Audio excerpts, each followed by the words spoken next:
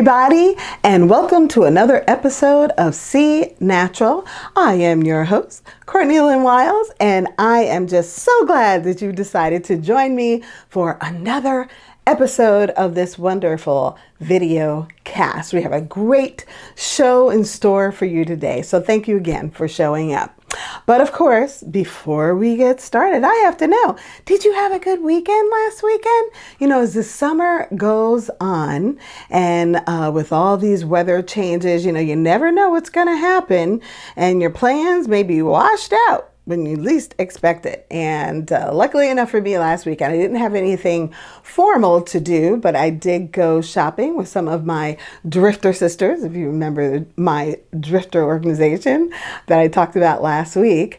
And on our way back, we had to go up to North Jersey. I'm in New Jersey, and we had to go up to North Jersey, and they ended up having some horrible thunderstorms up there. We were able to get into the car and start driving back when we really got hit pretty hard, to the point where we thought we were going to have to pull over. But somehow, my friend Vicky, my sister Vicky, who was driving, was able to just plow through, and we were able to actually outrun the storm. That's basically what ended up happening. So that when we got back home, the sun was out and it actually looked like it had never rained. I couldn't believe it. But I was glad when she dropped me off that I was like, oh yeah, no more rain. Yay, no more rain. So anyway, so that was my weekend. Nothing that special going on really, but just all these rainstorms. Wow. And they are bad, bad, bad. Okay, so like I said, we have a great show for you today. We are continuing to build on our stories that are related to singing, and today we're going to be talking about auditioning. So with that, here is our story.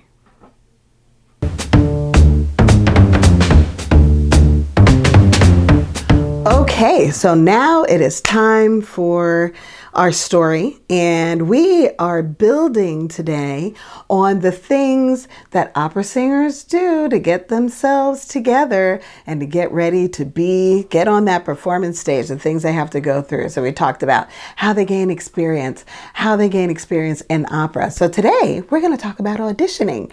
Woohoo! Very exciting. Auditioning can be one of the most daunting experiences for a singer, an actor, whomever, mainly because it's not clothed in any kind of character. So when you go to an audition, it's just you. And auditions can be nerve-wracking, I think, because you could sing for one person, you could sing for 10 people. They never pay attention to you. 9 times out of 10, they are writing, they are reading, they are taking notes. They're not, so you don't have a captured audience when you sing in an audition. You have a distracted audience. So sometimes you're even wondering if they're listening to you at all. I always feel that it's a good thing if I'm doing an audition and I find one person stops what they're doing and like starts really listening. Then I think I'm doing something right. I think I'm doing something right. But today I'm going to tell you about 2 instances. These are 2 auditions that I did where things just went awry and just did not go as smoothly as they should. So here's the audition process.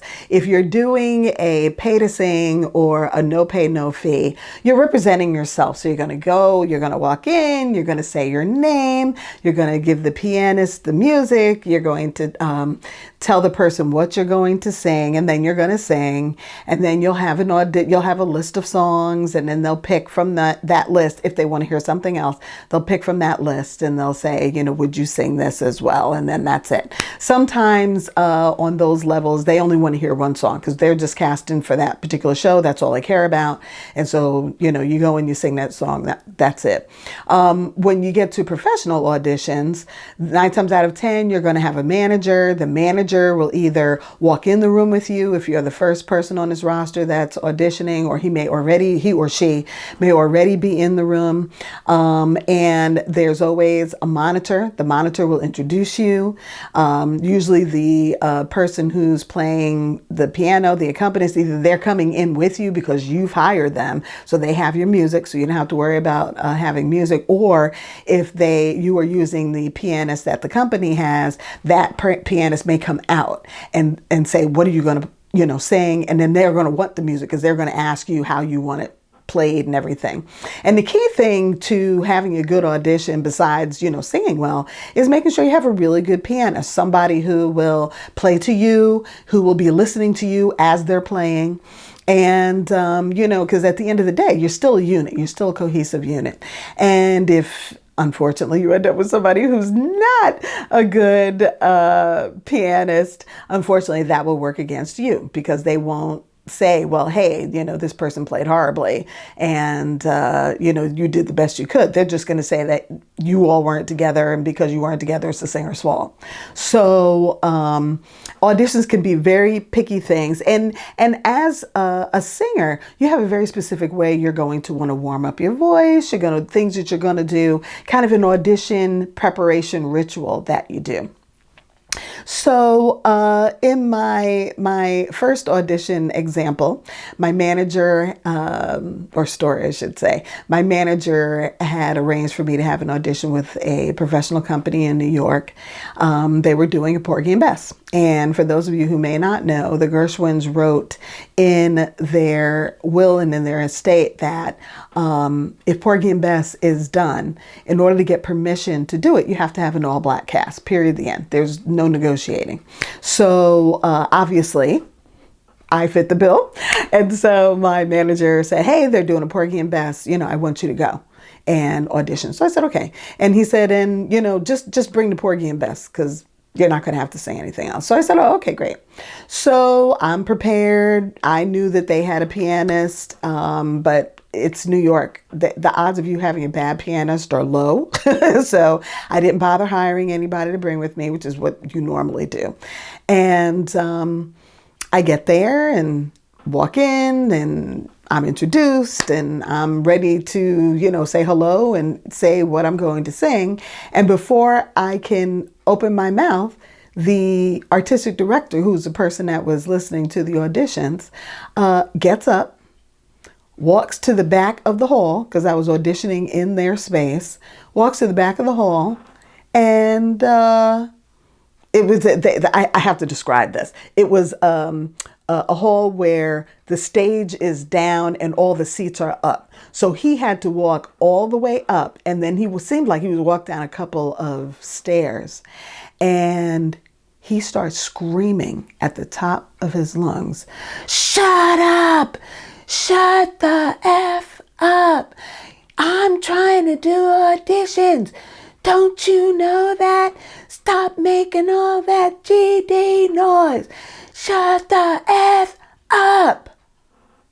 And I'm like, oh my gosh.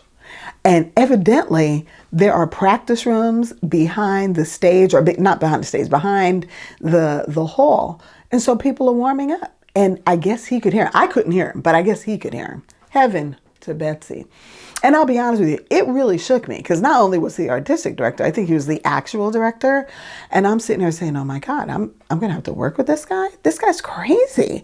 And I'm saying to myself, oh my God, it was just the way he said it. It was vile, the way he said it. So he comes back to his seat. Now, mind you, of course, oh God, now I got to sing. I don't want to sing. I want to go home. But anyway, so he looks at me and he says, well, what are you going to sing? It's just like, okay. So I tell him I'm going to sing, My Man Gone Now. And he gets this look on his face and he goes, I don't want to hear that.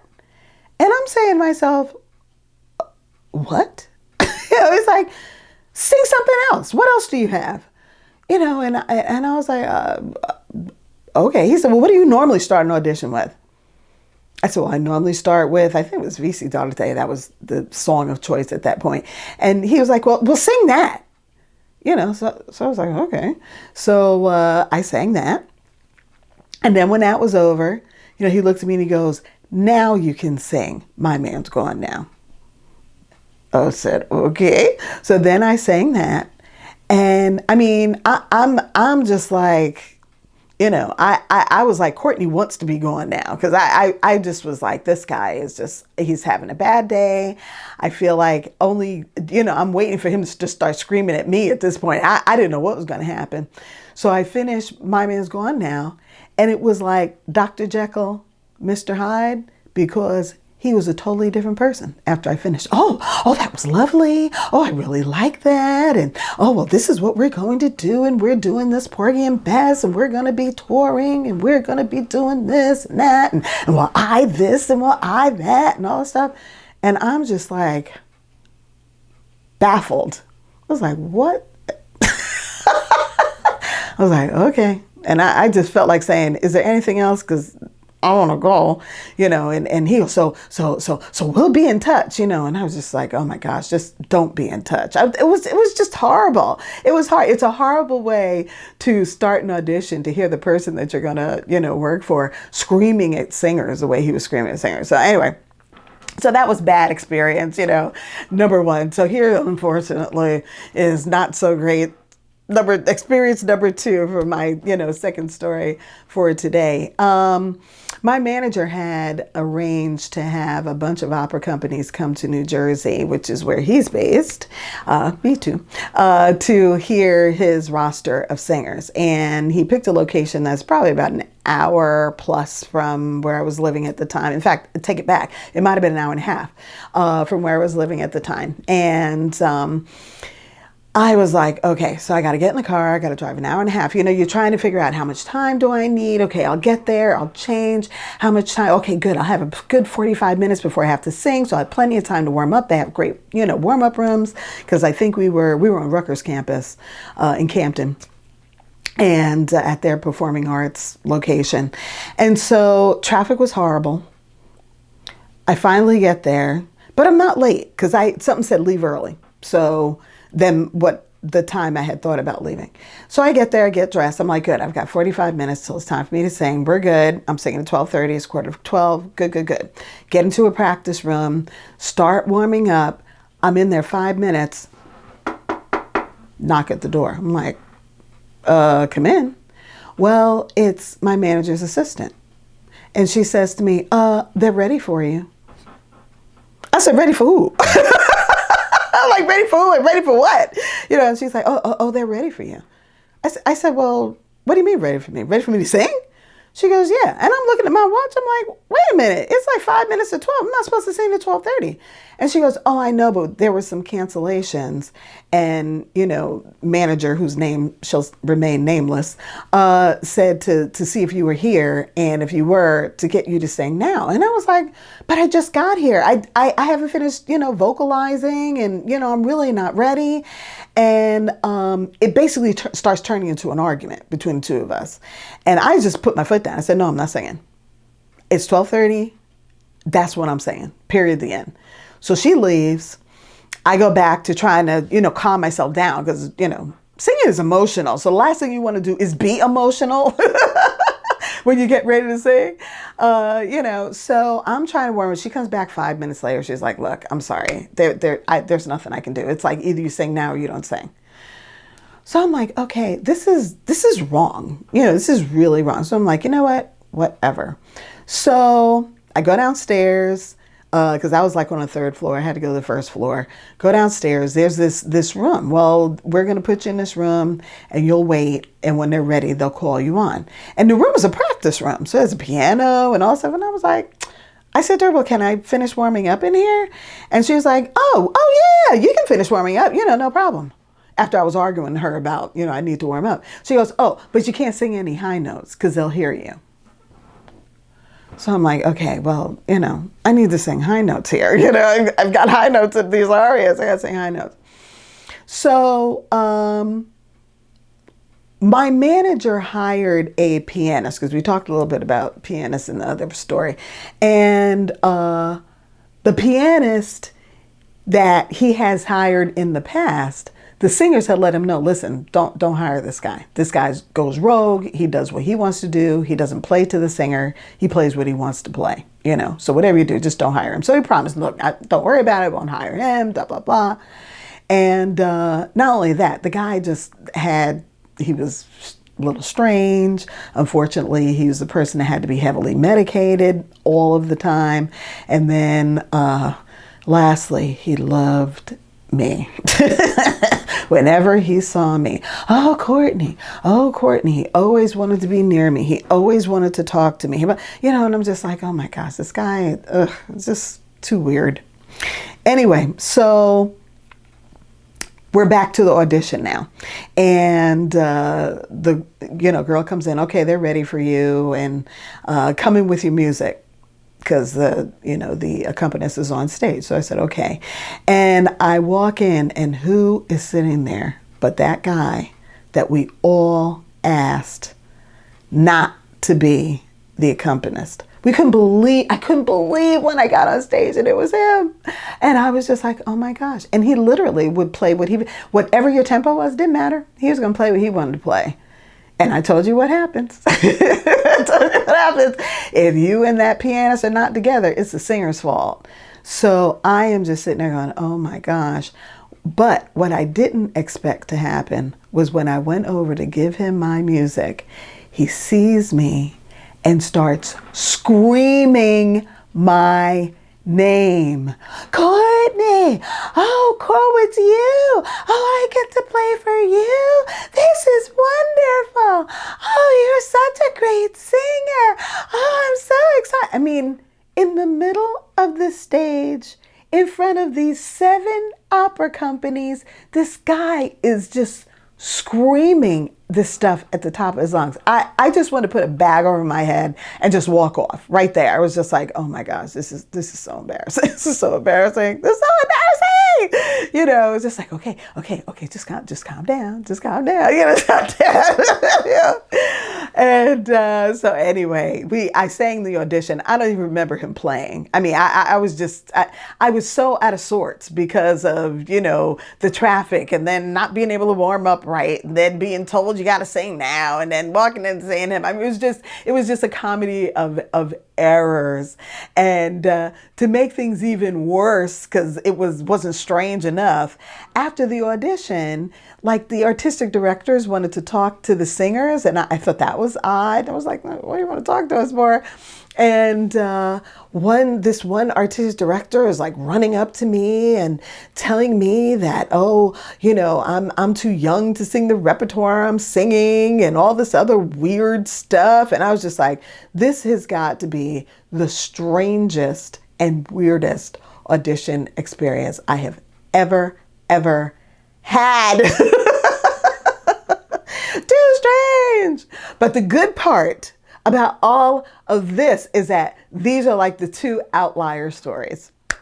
Most of my audition experiences were pretty cool. I got to go in, I got to sing. Sometimes, if I didn't get to sing a whole song, they would tell me in the beginning, hey, we may have to stop you, so don't be freaked out if we, do that. Okay, fine. I've had the opportunity to audition for some really, really big companies and some smaller ones. And for me, luckily, the audition experience, for the most part, has been fun. Okay, so that is my audition story, or stories, for today.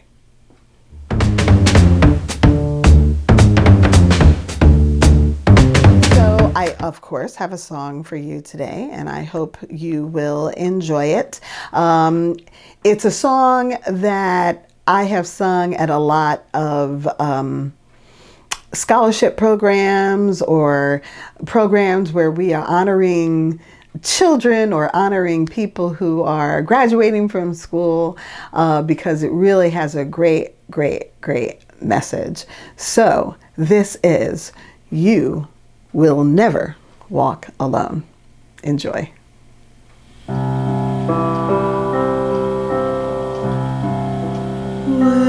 you storm, hold your head up high, and don't be afraid of the dark. At the end of the storm is a golden sky, and the sweet silver song of a lark. Walk on through the wind, walk on through the rain, though your dreams be tossed and blown. Walk on, with love in your heart, and you'll never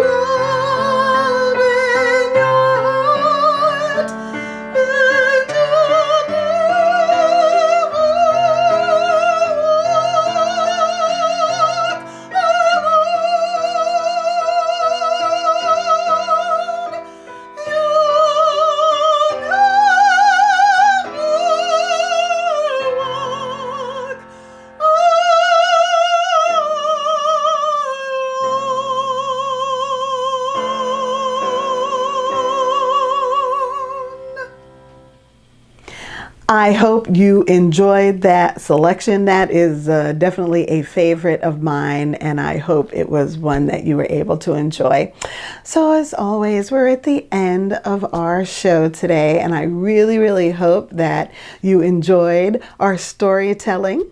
As we move forward, as we move into the month of August, the first Friday in August, I will be off, having a short little vacation, actually going to a conference. So we will not have a show that Friday. But when we come back, August is going to be all about books. We're going to talk about our favorite books, our favorite stories from books. And I may even have a guest for you if I can get them to talk about a book that she has written. So fingers crossed on that. Fingers crossed on that.